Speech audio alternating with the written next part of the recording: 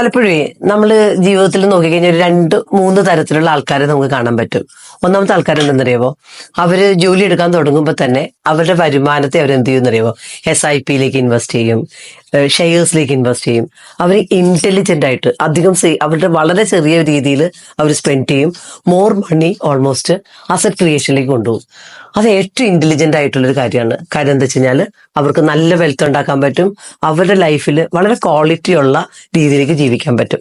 രണ്ടാമത്തെ ആൾക്കാരുണ്ട്, അവർക്ക് പേടിയാണ് കാശ് കിട്ടിയാൽ. അപ്പൊ അവരെന്ത് ചെയ്യും? ഒരു ജോലി കിട്ടി കാശ് കിട്ടാൻ തുടങ്ങുമ്പോൾ തന്നെ ഒരു പോയി വീട് മേടിക്കും, കാറ് മേടിക്കും. എന്നിട്ട് അവർ ഓൾമോസ്റ്റ് ബാക്കിയുള്ള കാശ് കൊണ്ട് ജീവിക്കും. അതും കുഴപ്പമില്ല. അപ്പൊ അവർക്ക് അറിയാം ഈ വീട് കുറെ വർഷം കഴിയുമ്പോൾ ഒരു നല്ലൊരു വെൽത്ത് ആയിട്ട് മാറും.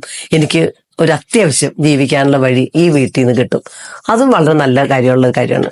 മൂന്നാമത്തെ ആൾക്കാരുണ്ട്, അവർ കിട്ടുന്ന കാശുണ്ടല്ലോ അടിച്ചു പൊളിച്ച് ജീവിക്കും. അവർ വിചാരിക്കും എനിക്ക് കുറച്ചുകൂടി ഒന്ന് കാശ് കൂടിയിട്ട്, കുറച്ചുകൂടി ശമ്പളം കൂടിയിട്ട് എന്തെങ്കിലുമൊക്കെ ചെയ്യാം. അവര് 10 വർഷം 20 വർഷം 25 വർഷം കഴിഞ്ഞാലും ഒന്നും ചെയ്യൂല. അവസാനം വാടക വീട്ടിൽ തന്നെ എന്നിട്ട് കരഞ്ഞുകൊണ്ടിരിക്കും. ഒരു സ്റ്റുപ്പിഡായിട്ടുള്ള രീതിയിൽ മക്കൾക്ക് തന്നെ ലൈബിലിറ്റി ആയിട്ട് മാറും. അപ്പൊ നിങ്ങളൊന്ന് ചിന്തിക്കുക, നിങ്ങൾ എവിടെയാണ് നിൽക്കണേന്ന്.